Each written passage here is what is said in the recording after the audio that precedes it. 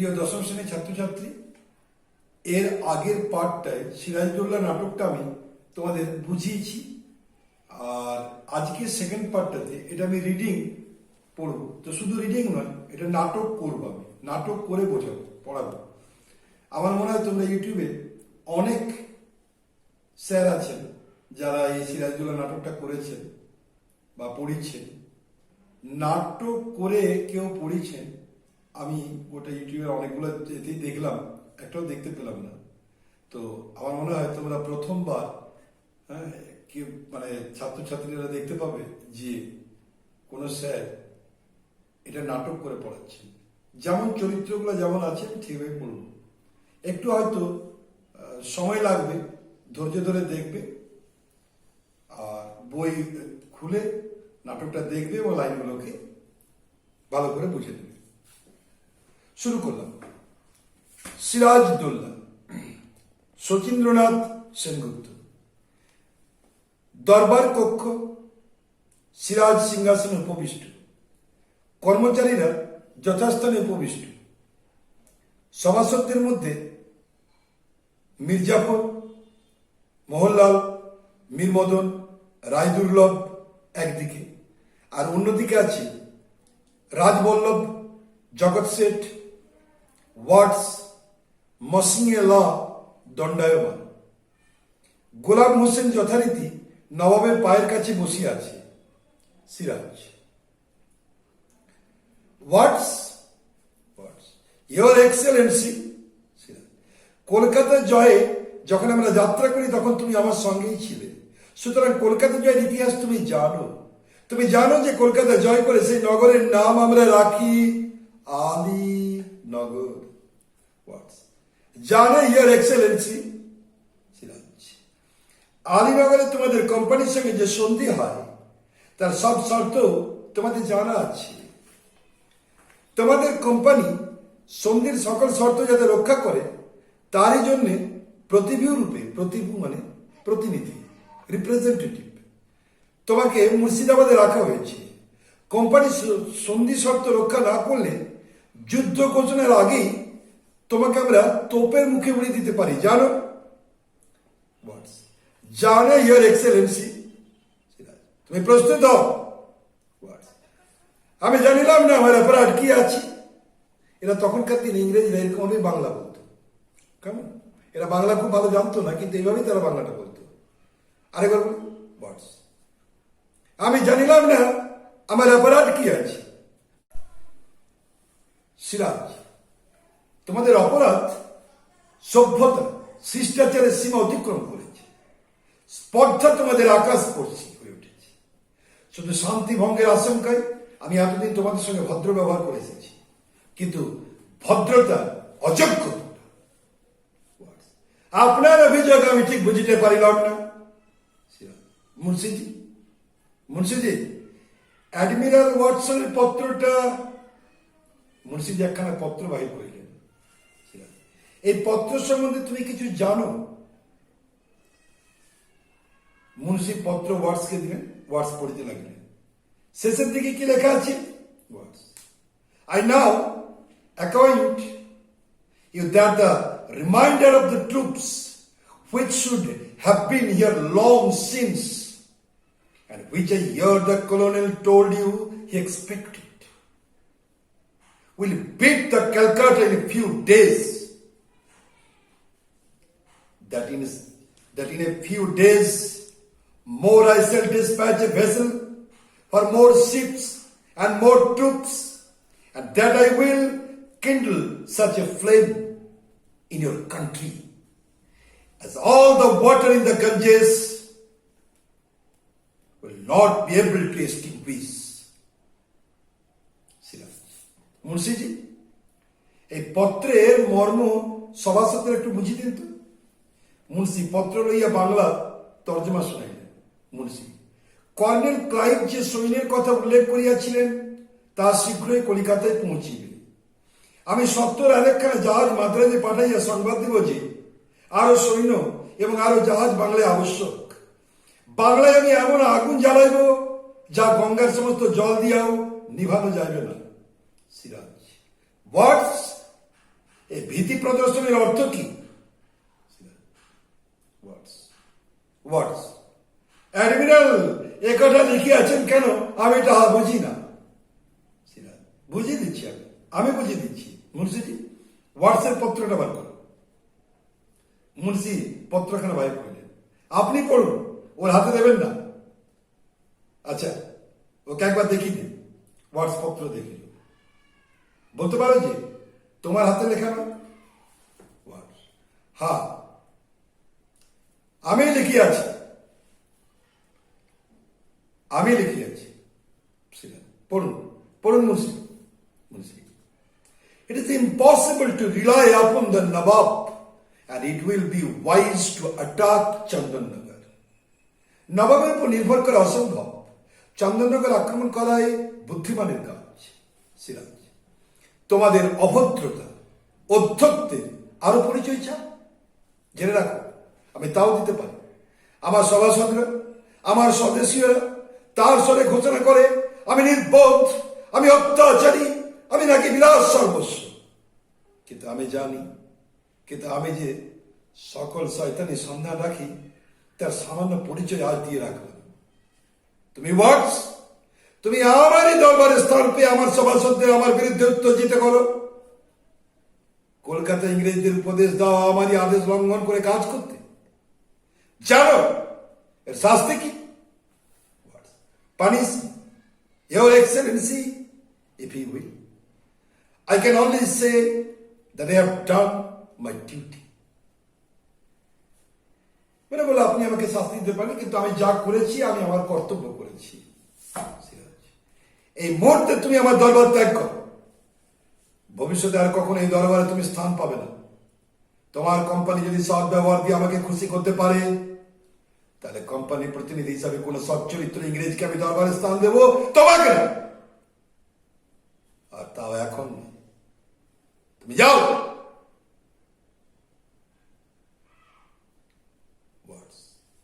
Farewell your excellency, farewell মানে বিদায়।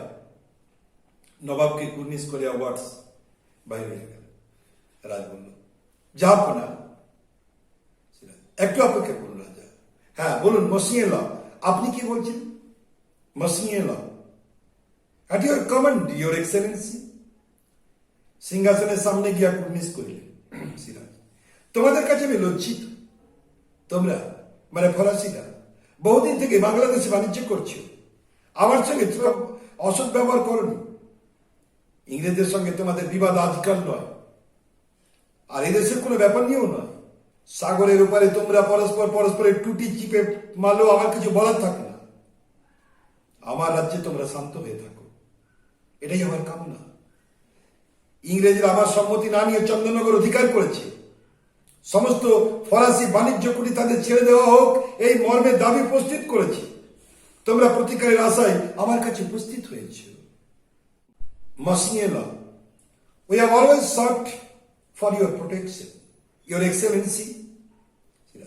কলকাতা জয়ে আর পূর্ণিয়ার শৌকত জঙ্গের সঙ্গে সংগ্রামে আমার বহু লোকক্ষয় ও অর্থ ব্যয় হয়েছে। আমার মন্ত্রিমণ্ডল যুদ্ধের পক্ষপাতী নয়। এরূপ অবস্থায় তোমাদের প্রতি আমার অন্তরের পূর্ণ সহানুভূতি থাকা সত্ত্বেও আমি তোমাদের জন্য ইংরেজদের সঙ্গে বিবাদে প্রবৃত্ত হতে পারি না। আমার এই অক্ষমতার জন্য তোমরা আমাকে ক্ষমা করো। সবা কিছুকাল স্তব্ধ রইল। মসিয়ে লা মাথা নত করে দাঁড়াইয়া রইলেন। তারপর ধীরে ধীরে মাথা তুলিয়া নবাবের দিকে চাইলেন। ক্ষুব্ধ কণ্ঠে কইলেন, মসিয়ে লা, your Excellency, you refuse us your help, your protection, though with great reluctance and onicha. I appreciate your feeling. I understand the predicament you are in. I'm sorry for you, and I'm sorry for ourselves. We have no other choice than to leave this land, which we have learned to love. Allow me, Your Excellency, to warn you that you are in a great danger. On our departure from this land, The smothered flame will burn forth and will destroy you, your kingdom and people. Siraj সিংহাসনেতে নামিয়ে আসিলেন। মানে এই যে ইংরেজিটা এখানে আছে এটা বাংলা হচ্ছে যে আপনার আমি জানি আপনার অসুবিধাটা কোথায়, কিন্তু সবসময় আপনার সাহায্য পেয়ে এসেছি, কিন্তু এই মুহূর্তে যে আপনি আমাদেরকে সাহায্য করতে পারছেন এবং এই জায়গাতে আপনার যে কি একটা অসুবিধা আছে সেটা আমি খুব ভালো করেই বুঝি, কিন্তু আপনাকে একটা জিনিস আমি ওয়ার্ন করে দিচ্ছি যে আমরা এই দেশ থেকে চলে যাওয়ার পর এই ব্রিটিশ আপনার রাজ্য সমস্ত একদম ছাড়খাড় করে দেবে। একটু সতর্কবাণী করে গেলাম। সিরাজ সিংহাসনতে নামিয়ে আসিলেন, মসিয়েলার সামনে দণ্ডায়মান করিলেন। সিরাজ, আমার বিপদ সম্বন্ধে আমাকে সচেতন করে তুমি আমার প্রতি তোমার অন্তরের প্রীতিরই পরিচয় দিয়েছ। তোমার কথা আমার চিরদিন মনে থাকবে। প্রয়োজন হলে আমি তোমাকে স্মরণ করব, তখন যেন আমায় ভুলে যেও না বন্ধু। মসিয়েলা, I know we shall never meet again. দুজনে চুপ করিয়া রইলেন। Farewell your excellency, farewell. কুর্নিশ করিয়া চলিয়া গেলেন। সিরাজ তার পিছু পিছু খানিকটা অগ্রসর হইয়া স্থির হইয়া দাঁড়াইয়া রইলেন। তারপর দ্রুত ফিরিয়া রাজা রাজবল্লভের নিকট অগ্রসর হইয়া কইলেন, সিরাজ, হ্যাঁ আপনি কি যেন বলবার জন্য ব্যাকুল হয়ে উঠেছিলেন রাজা? রাজবল্লভ, এখন সে কথা বলা নিরর্থক। সিরাজ হাসিয়া বলিলেন, জানেন তো আমাকে কোনো কথা বলে কোনো লাভ নেই, সর্ব চিকিৎসার বাইরে আমি। সিংহাসনের দিকে অগ্রসর হইলেন। রাজ বলল, ওয়াট সাহেবকে ওই রকম করে বিদায় না করলেও চলতো না? সিরাজ ফিরে আসলেন। সিরাজ, ওয়াটস, ক্লাইভ, ওয়াটসন কোম্পানির কথা থাক, ইংরেজ, ফরাসি, পর্তুগিজ প্রসঙ্গ পরিহার করুন। নিজেদের কথা বলুন রাজা, নিজেদের কথা ভাবুন। জগৎ শেঠ, যখন ভাবা উচিত ছিল তখন তো কিছুই ভাবেননি জাহাপনা। সিরাজ দ্রুত তার কাছে ফিরলেন। সিরাজ, সে অপরাধকে আমি বারবার স্বীকার করিনি। আপনাদের সকল অভিযোগ অপনত মস্তকে আমি গ্রহণ করেছি, কখনো কোনো কটূক্তির প্রতিবাদ করিনি, আপনাদের স্পর্ধা নিয়ে কখনো প্রশ্ন তুলিনি। আপনারা সারা দেশে আমার নামে দুর্নাম রটিয়েছেন, কর্মচারীদের মনে অশ্রদ্ধা এনে দিয়েছেন, আত্মীয় স্বজনের মন দিয়েছেন পিসি। আর কত হেয় আপনারা আমাকে করতে চান? জগৎ শেঠ, আপনাকে হেয় প্রতিপন্ন করে আমাদের লাভ? সিরাজ, স্বার্থ সিদ্ধি, একটাই লাভ, স্বার্থ সিদ্ধি। জগৎ শেঠ, স্বার্থের সন্ধানে আমরা যদি নিযুক্ত থাকতাম। সিরাজ, বলুন তাহলে কি করতেন? জগৎ শেঠ, তাহলে বাংলার সিংহাসনে এতদিন অন্য নবাব বসতেন, আপনি থাকতেন না। সিরাজ, এত বড় কথা আমার মুখের পর বলতে আপনার সাহস হয়? জগৎ শেঠ, আপনার উপদ্রবই আমাদের মনে সাহস এনে দিয়েছে জাহাপনা। আমার উপদ্রব নয় শেঠজি, আমার উপদ্রব নয়, আমার সহিষ্ণুতা আপনাদের স্পর্ধা বাড়িয়ে দিচ্ছি। জাহাপনা, মানি লোকের মানহানি করে আপনি আমাদের সকলের অপমান করছেন। সিরাজ, সকলে মিলে আপনারাই কি আমাকে কম অপমান করছেন? রাজবল্লভ, আমরা তো কেউ মিথ্যা কলঙ্ক রটাইনি। সিরাজ, সত্যাশ্রয়ী রাজা, বলুন সিংহাসনে আরোহণ করার পরে 1 বছরের মধ্যে আমি কি অনাচার করেছি? বলুন, কটা রাত আমি নিশ্চিন্তে কাটিয়েছি, কটা দিন আপনার আমাকে বিশ্রামের অবসর দিয়েছেন? বলুন। রাজবল্লভ, আপনার দৈনন্দিন জীবনযাপন প্রণালী আমাদের কণ্ঠস্থ থাকবার কথা নয়। সিরাজ, অথচ কবে, কোথায়, কখন আমি কোন অনাচার করেছি তা আপনারা নির্ভুল বলে দিতে পারেন, তাই না? রাজবল্লভ, পারি এই জন্যে যে পাপ কখনো চাপা থাকে না। সিরাজ, পাপ যে চাপা থাকে না হোসেন কুলি প্রাণ দিয়ে তা বুঝিয়ে দিয়ে গেছেন রাজবল্লভের সম্মুখে গিয়ে। নিজের জীবন দিয়ে কি আবার তা বুঝতে চান? রাজবল্লভ মাথা নিচু করলেন। শেঠজি, জাফর আলী খাঁ, আমাদের শ্রদ্ধেয় বন্ধুর মুখের দিকে একবার চেয়ে দেখুন। মির্জাফর, এই তরবারি স্পর্শ করে আমি শপথ করছি জাহাপনা, আপনি যদি মানি লোকের এই রূপ অপমান করেন তাহলে আপনার সপক্ষে কখনো অস্ত্র ধারণ করব না। মোহনলাল, আজ পর্যন্ত কদিন তো আপনি ধারণ করেছেন সিপাহী সাহেব? কদিন আপনি অস্ত্র ধারণ করেছেন? মির্জাপুর, পূর্ণিয়ার যুদ্ধে অপদার্থ শওকতকে হত্যা করে বুঝি তোমার এত বড় স্পর্ধা হয়েছে মোহনলাল? মীরমদন, কোন যুদ্ধে কৃতিত্ব না দেখে আমি জিজ্ঞাসা করছি, কলকাতা জয় থেকে শুরু করে পূর্ণিয়া বিজয় পর্যন্ত সিপাহী সালার কদিন নবাবকে সাহায্য করেছেন? মির্জাপুর, যাবো না, এই নিচের এত স্পর্ধা? মোহনলাল, নিজ পদস্থ কর্মচারীদের উচ্চ পদস্থ কর্মচারীদের কাজের সমালোচনা করা উচিত নয়। একথা যেমন আপনাদের সবসময় মনে থাকে, তেমনি একথা যেন মনে রাখা উচিত নয় কি যে নবাবের কাজের সমালোচনা করাও আপনাদের শোভন নয়। এই রাজ্যের সকল প্রধান সেনাপতি, আমির উমরাও, রইস, রাজা মনে করেন নবাব একবারে অসহায়, সিংহাসন রক্ষা করা তো নয়, আত্মরক্ষার শক্তিও তার নেই। আমরা নবাবের নিমক বৃথাই খাই না, এই কথা তাদের মনে রাখা উচিত। মির্জাপুর, এসব অর্বাচীনকে দিয়ে যখন নবাবের কাজ চলবে তখন চলুন রাজা রাজ বলল, চলুন শেঠজি, চলুন রায় দুর্লভ, চলুন দুর্লভ রায়, এই দরবার আমরা ত্যাগ করি। নবাব থাকুন তার কর্মক্ষম, শক্তিমান, পরম বিচক্ষণ মন্ত্রী আর সেনাপতিদের নিয়ে। গোলাম হোসেন, মোহনলাল আর মীরমদন যখন রয়েছে তখন আর ভাবনা কি? চলুন। রাজবল্লভ, জগৎ শেঠ, দুর্লভ রায় প্রস্থানের উদ্যোগ করলেন। সিরাজ, দাঁড়ান। সকলে স্থির হয়ে দাঁড়ালেন। দরবার ত্যাগ করতে হলে নবাবের অনুমতি নিতে হয়, একথা আপনাদের মনে করে দিতে হবে নাকি? দরবার ত্যাগ করতে আমরা বাধ্য হচ্ছি, যাবো না। বাধ্য হয়ে দরবার ত্যাগ করতে হবে আপনাদের তখন যখন আপনাদের বন্দি করা হবে। মুর্শিজি, সিপাহী সাহেবের কাছে ওয়ার্ডসে যা পত্রটা লিখেছিলেন সেই পত্রটা বার করুন। মুর্শিজি পত্র বাঁচিতে লাগলেন। মির্জাপুর, আমার কাছে ওয়ার্ডস পত্র লিখেছিলেন? হ্যাঁ হ্যাঁ, নবাবের সিপাহী সাহেব, হ্যাঁ।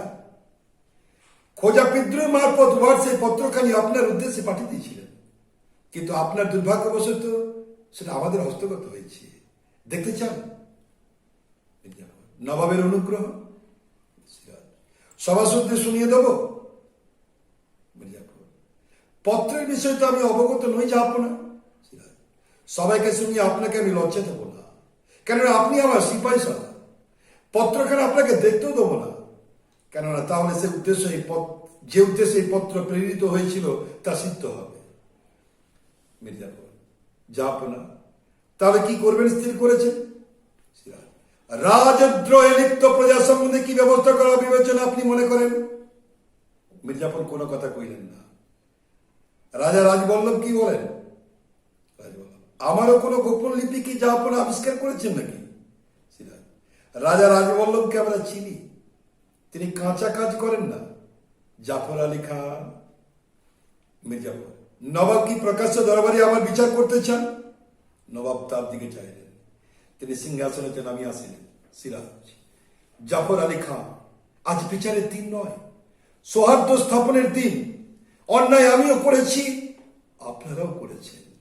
খোদা তাআলার কাছে কে বেশি অপরাধী তা তিনি বিচার করবেন। আজ আপনাদের কাছে এই ভিক্ষা যে আমাকে শুধু আশ্বাস দিন, বাংলার এই দুর্দিনে আমাকে ত্যাগ করবেন না। রাজ বলল, এই দুর্দিনের জন্য কে দায়ী জনাব? সিরাজ, আবারও বিচার? রাজা, বিচার নয়, যাবো না। আমি বলতে চাই এখনো সময় আছে, এখনো ইস্ট ইন্ডিয়া কোম্পানির সঙ্গে আপোষের নিষ্পত্তি সম্ভবপর। ইস্ট ইন্ডিয়া কোম্পানির সঙ্গে আপোষ? রাজা, ওয়াটসের সঙ্গে ঘনিষ্ঠভাবে মিশেও কি আপনারা তাদের মনোভাব বুঝতে পারেননি?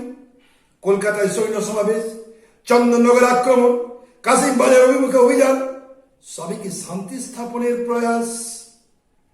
জগৎ শেঠ, নবাব যদি কলকাতা আক্রমণ না করতেন তাহলে এইসব আজ কিছুই হতো না। কলকাতার দুর্গকে তারা যদি দুর্ভেদ্য করে তুলতে না চাইতো তাহলে আমাকেও কলকাতা আক্রমণ করতে হতো না। বাংলাদেশ অরাজক ছিল না, কোম্পানির দুর্গ প্রতিষ্ঠার কি প্রয়োজন ছিল বলতে পারেন? আপনি আমাদের কি করতে বলেন যাবো না? সবার আগে বলি, বাংলার মান, বাংলার মর্যাদা, বাংলার স্বাধীনতা রক্ষার প্রয়াসে আপনারা আপনাদের শক্তি দিয়ে, বুদ্ধি দিয়ে সর্বরকমে আমাকে সাহায্য করুন। আপনাদের সকলের সমবেত চেষ্টার ফলে যদি বিপদ থেকে আমরা পরিত্রাণ পাই, তাহলে একদিন আপনারা আমার বিচারে বসবেন। সেদিন যে দণ্ড আপনারা দেবেন আমি মাথা পেতে নেব। আমাকে অযোগ্য মনে করে যদি কাউকে এই সিংহাসনে বসাতে চান, আমি হৃষ্ট মনে সিংহাসন ছেড়ে চলে যাব। সকলে নীরব রইলেন। জাফর আলী খাঁ, আপনি শুধু সিপাহী সালার নন, আপনি আমার পরম আত্মীয়। বিপদে আপন জন জেনে বুকে ভরসা নিয়ে যার কাছে দাঁড়ানো যায়, সেই না আত্মীয়। লোভে পড়ে অথবা মোহের বশে মানুষ অনেক সময় অনেক অন্যায় কাজে প্রবৃত্ত হয়, কিন্তু কর্তব্যের আহ্বানে লোভ মোহ জয় করে যে মেরুদণ্ড সোজা করে দাঁড়াতে পারে, সেই তো পুরুষ। সেই পুরুষ আপনার আছে, আমি জানি। একটু চুপ করিয়া সকলের মুখভার লক্ষ্য করিয়া বলিলেন। তারপর আবার বলিতে লাগলেন, রাজা রাজবল্লভ, ভাগ্যবান জগৎ শেঠ, শক্তিমান রায় দুর্লভ, বাংলা শুধু হিন্দুর নয়, বাংলা শুধু মুসলমানের নয়, মিলিত হিন্দু মুসলমানের মাতৃভূমি গুলবাগ এই বাংলা। অপরাধ যা করেছি তা মিলিত হিন্দু মুসলমানের কাছেই করেছি। আঘাত যা পেয়েছি তাও মিলিত হিন্দু মুসলমানের কাছ থেকেই পেয়েছি। পক্ষপাতিত্বের অপরাধে কে আমরা অপরাধী নই। সুতরাং আমি মুসলমান বলে আমার প্রতি আপনারা বিরূপ হবেন না। আবার চারিদিকে চাইয়া দেখিলেন, আবার বলিলেন, বাংলার ভাগ্যাকাশে আজ দুর্যোগের ঘনঘটা, তার শ্যামল প্রান্তরে যে রক্তের আলপনা, জাতির সৌভাগ্য সূর্য আজ অস্তাচলগামী। শুধু শুধু সুপ্ত সন্তান শিয়রের রুদ্ধমানা জননী নিশাবসানের অপেক্ষায় প্রহর গণনায় রত। কে তাকে আশা দেবে, কে তাকে ভরসা দেবে, কে শোনাবে জীবন দিয়ে রোধ করব মরণের অভিযান। মির্জাফর, যাব না জনাব। সিরাজ, আপনি? হ্যাঁ হ্যাঁ, আপনি সিপাহী সালার, আপনি আপনি তা পারেন। মির্জাফর, আমি শপথ করছি যাব না। আজ থেকে সর্বসময়ে সর্বক্ষেত্রে আপনাকে সহায়তা করব। মোহনলাল, আমিও শপথ করছি সিপাহী সালারের সকল নির্দেশ মাথা পেতে নেব। মীর মদন, তার আদেশে হাসি মুখে মৃত্যুকে বরণ করব। সিরাজ, আমি ধন্য, আজ আমি ধন্য। গোলাম হোসেন, জনাব, পলাশির কথা আমাকে স্মরণ করে দিতে বলেছিলেন না? সিরাজ, হ্যাঁ হ্যাঁ হ্যাঁ, পলাশি, সিপাহী সালার, পলাশি প্রান্তরে আমাদের সৈন্য সমাবেশ করতে হবে। ক্লাইভের নেতৃত্বে কোম্পানির ফৌজ সেই পথে এগিয়ে আসছে। আপনার আদেশ পালন করবার জন্য রায় দুর্লভ, ইয়ার লতিফ, মোহনলাল, মীর মদন, সিংফ্রে সবাই নিজ নিজ সৈন্যবাহিনী নিয়ে সেখানে উপস্থিত থাকবেন। আমিও আপনার আদেশবহ হয়ে থাকবো। আপনাদের আর আমার দরবারে আবদ্ধ রাখবো না। আপনারা পলাশি যাত্রার আয়োজন করুন। প্রথমে সৈন্যাধ্যক্ষগণ এবং তারপর সভাসদগণ দরবার ত্যাগ করেন। রইলেন শুধু সিরাজ আর গোলাম হোসেন। সিরাজ চারিদিকে চাইলেন, তারপর ধীরে ধীরে সিংহাসনের দিকে অগ্রসর হইলেন। সামনে নুইয়া পড়িয়া সিংহাসনের দিকে চাহিয়া রইলেন। ঘাড় ঘুরাইয়া অস্ফুট কণ্ঠে ডাকিলেন, সিরাজ। গোলাম হোসেন, গোলাম হোসেন, হ্যাঁ যাব না। সিরাজ, দেখো তো গোলাম হোসেন, সিংহাসন কি টলছে? গোলাম হোসেন, কই না তো যাব না। সিরাজ, ভালো করে দেখো তো। দুজনে সিংহাসনে দেখিতে লাগিলেন। ধীরে ধীরে ঘসেটি বেগমের প্রবেশ। দাঁড়াইয়া দেখিলেন, তারপর কইলেন, ঘসেটি, ওখানে কি দেখছো মূর্খ? বিবেকের দিকে চেয়ে দেখো। সিরাজ, কে কে? দ্রুত ঘুরিয়া দাঁড়াইয়া ঘসেটিকে দেখিয়া হাসিয়া কইলেন, ও আপনি? কাঁচা করেছিলেন, কাজ আছে, তা স্মরণ করলেই তা আপনার সঙ্গে আমি দেখা করতাম। ঘসেটি, নবাবের অবসরের বড়ই অভাব, তাই না? সিরাজ, বিপদ ঘনিয়ে আসছে যে, একেবারে দিশেহারা হয়ে পড়েছি। ঘসেটি, এখনো বিপদ? ঘসেটি বেগম তোমার বন্দী, শৌকত জঙ্গ রণক্ষেত্রে নিহত, প্রতিদ্বন্দ্বী তো তোমার আর কেউ নেই, এখনো বিপদের ভয়, এখনো বিপদের ভয়। সিরাজ, কোম্পানির ফৌজ কাসিমবাদের অভিমুখে অভিযান করেছে। ঘসেটি করেছে? সিরাজ সেই সংবাদই পেয়েছি। ঘসেটি তাহলে তো মুর্শিদাবাদও তারা আসবে। সিরাজ তেমন দুর্দিনকে কামনা করে মা। ঘসেটি দুর্দিন নয়, সুদিন। সিরাজ সুদিন? ঘসেটি সুদিন নয়, ঘসেটির বন্ধন মোচন হবে, সিরাজের পতন হবে, সুদিন নয়। সিরাজ আপনি বুঝতে পারছেন না আপনি কি বলছেন। ঘসেটি বেগম বেশ বুঝতে পারছি, অন্তরে যে কথা দিন রাত কুমড়ে মরছে তাই আজ ভাষায় প্রকাশ করছি।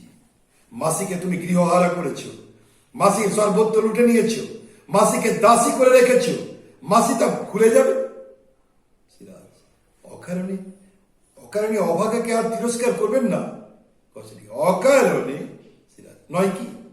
ঘসেটি মতিঝিলকে অধিকার করেছে, আমার সঞ্চিত সম্পদকে হস্তগত করেছে, কে আমার পালিত পুত্রকে সিংহাসন থেকে দূরে রেখেছে?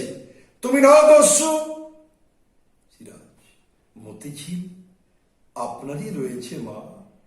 ঘসেটি মানে ওর বড় মাসি তো, যেন মা বলছে, আপনারই রয়েছে মা। ঘসেটি তাহলে সেখানে যাওয়ার অধিকার নেই কেন আমার? রাজনীতির কারণে। তোমার রাজনীতির সঙ্গে আমার সম্বন্ধ, আমার রাজ্য নেই, তাই আমার কাছে রাজনীতিও নেই, আছে শুধু প্রতিহিংসা। আর এই প্রতিহিংসা আমার পূর্ণ হবে সেই দিন যেদিন তোমার এই প্রাসাদ অপর অধিকার করবে, তোমাকে ওই সিংহাসন থেকে ঠেলে ফেলে শৌকত জঙ্গের মতো কেউ যেদিন তোমাকে লুৎফা ছুটিয়াছিলেন, লুৎফা উন্নেসা সিরাজে বেগম। লুৎফা মা তোমার মুখে ও কথা শেষ করো না মা। ঘসেটি নবাব মহিষী। লুৎফা নবাব মহিষী নই মা, তোমার কন্যা। ঘসেটি নবাব মহিষী নাও, আজ ভাবছো খুব বিনয় করলে, কিন্তু দুদিন বাদ ওই কথাই সত্য হবে, এ আমার মতোই তোমার জীবন যাপন করতে হবে। লুৎফা নবাব মহিষী এই বাঁধির বিরুদ্ধে অভিযোগ করেছেন নবাব, বাঁধিকে দণ্ড দিয়ে মহিষীকে খুশি করুন। লুৎফা জাহাপনা ওকে ওর প্রাসাদে ফিরে যেতে দিন। সিরাজ ধোবো লুৎফা ধোবো, সময় এলেই পাঠিয়ে দেবো। ঘসেটি এখনো আশা, এখনো তোমার সময় আসবে আবার। লুৎফা অমন করে ও কথা বলো না মা, বুক আমার কেঁপে ওঠে। তোমার বুক কেঁপে ওঠে আর আমার বুক যে জ্বলে পড়ে খাক হয়ে যাচ্ছে, তা কি তোমরা কখনো বুঝেছ না কখনো বুঝতে চেয়েছ? অনাথা বিধবা আমি, নিজের গৃহে দুঃখকে সাথী করে পড়েছিলাম, অত্যাচারের প্রতিকারে অক্ষম হয়ে ডুকরে কেঁদে সান্ত্বনা পেতাম, তোমরা তাতেও বাদ সাধলে, ছল করে ধরে এনে পাপ পুরীতে বন্দিনী করে রাখলে, তোমাদের আমি ক্ষমা করব? সিরাজ আর আমরাই বুঝি ক্ষমা করবো তোমার মতো বিদ্রোহিনীকে? মায়ের মতো সম্মান দিয়ে মায়ের বোনকে মায়ের পাশে বসে রাখতে চেয়েছিলাম, তোমার তা ভালো লাগছে না, আজ ভয় হচ্ছে শেষটা না বাধ্য হয়ে তোমাকে বন্দিনীর মতো কারাগারে স্থান দিতে হয়। লুৎফা নবাব জাহাপনা। সিরাজ ঘরে বাইরে প্রতিনিয়ত এই বাক্য জ্বালানি আর সইতে পারছি না লুৎফা, এমন কোন অপরাধ আমি করিনি যার জন্য সকলের কাছে সব সময় অপরাধীর মতো আমাকে করজোড়ে থাকতে হবে। দুই হাতে মাথা চাপিয়া ধরলেন। ঘসেটি অপরকে বঞ্চিত করে যে সিংহাসন পেয়েছ সেই সিংহাসন তোমাকে শান্তি দেবে ভেবেছ? আমি জানি কেমন করে ওদের কণ্ঠ রোধ করা যায়, কেমন করে স্পর্ধায় উন্নত ওদের শির আমার পায়ের তলায় নুইয়ে দেওয়া যায়। শুধু আমার মুখের একটা কথা, চোখের একটা ইঙ্গিত সাপেক্ষ আমি তাও পারি না। শুধু আমি কঠোর নই বলে পারি না, শুধু পরের ব্যথায় আমার প্রাণ কেঁদে ওঠে বলে। ক্ষোভে দুঃখে সিরাজ প্রায় কাঁদিয়া ফেলিলেন। লুৎফা তার কাছে গিয়ে কহিলেন, লুৎফা নবাব জাহাপনা, আপনার চোখে জল আমি যে সইতে পারি না। ঘসেটি আজকাল এই কান্না শুধু বিলাস, কিন্তু এই কান্নার বিলাম নেই, চোখের জলে নবাব পথ দেখতে পাবেন না। বেগমকে আজীবন আমার মতো কেঁদে কাটাতে হবে। আমি না কেঁদে কেঁদে অন্ধ হবে। পলাশি প্রান্তরে কোলাহল ছাপিয়ে উঠবে ক্রন্দন রোল। সিরাজের নবাবীর এই হবে পরিণাম। ঘসেটে চলিয়া গেলেন। নবাব তার দিকে অগ্রসর হইতেছিলেন। লুৎফা তাহাকে ধরিলেন। সিরাজ, বলতে পারো, বলতে পারো লুৎফা, বলতে পারো ওই ঘসেটি বেগম মানবী না দানবী? লুৎফা, ওকে ওকে ওর প্রাসাদে পাঠিয়ে দিন, যাবো না। ওর সঙ্গে থাকতে আমার আমার ভয় হয়। মনে হয় ওর ওর নিঃশ্বাসে বিষ, ওর দৃষ্টিতে আগুন, ওর অঙ্গ সঞ্চালনে ভূমিকম্প। সিরাজ, মাত্র 15টি মাস আমি রাজত্ব করছি লুৎফা। এই 15 মাসে আমার এমন অভিজ্ঞতা হয়েছে, মানুষেরা এমনই নির্মমতার পরিচয় আমি পেয়েছি। কোন মানুষকে শ্রদ্ধা করতেও আজ পারি না, ভালোবাসতেও আর পারি না। লুৎফা, চলুন চলুন, যাব না, একটু একটু বিশ্রাম করবেন। সিরাজ, বিশ্রাম? বিশ্রামের অবসর হবে পলাশির পর। লুৎফা, পলাশি? সে কি যাব না? সিরাজ, তুমি এখনো শোনোনি? পলাশির মাঠে আবার যুদ্ধের সম্ভাবনা। লুৎফা, আবার যুদ্ধ? আবার যুদ্ধ? যাব না। 15 মাসের নবাবী লুৎফা, তার মাঝে পুরো 1টি বছর যুদ্ধে ষড়যন্ত্র ভেদে গুপ্তচর পরিচালনায় অতিবাহিত হয়েছে। এইবার হয়তো শেষ যুদ্ধ। লুৎফা, শেষ যুদ্ধ? যদি জয়ী হই তাহলে হয়তো আর যুদ্ধ হবে না, আর যদি পরাজিত হই